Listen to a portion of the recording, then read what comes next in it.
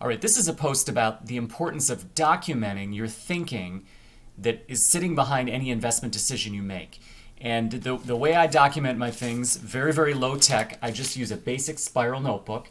And here you can see some trades that I've written down. And then on this page, for example, I've got a position that I liquidated a few sessions ago, and then another stock that I'm thinking about getting a lot bigger in, which I own a little bit of, and I'm kind of working out kind of my thinking. Very, very low tech, kind of embarrassingly low tech.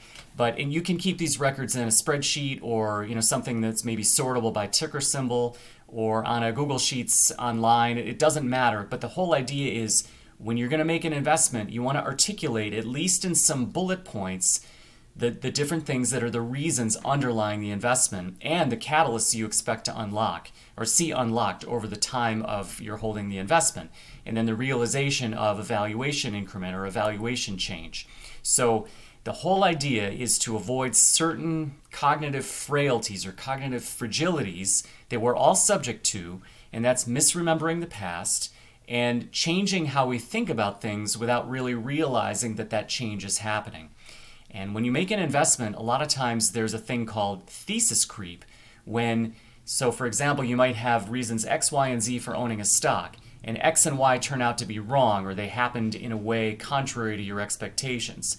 Now you might just change this thing to invest in it because of reason Z, or you might come up with some new reasons to justify holding on to the investment.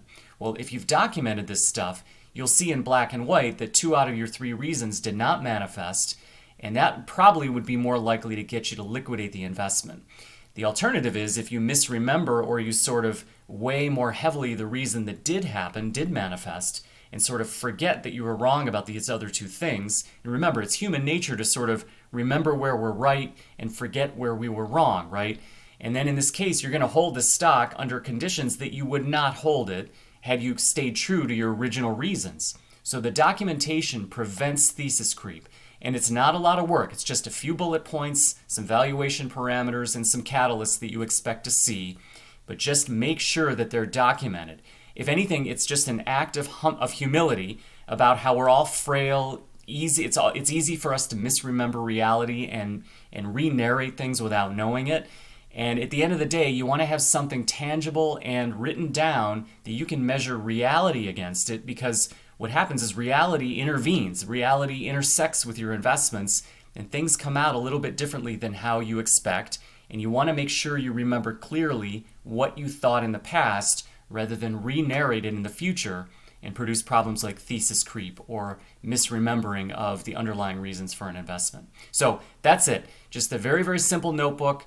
Write your bullet points down and keep them in a place that you can refer back to. And this will protect you from a lot of losses in the future. All right? Thanks for watching.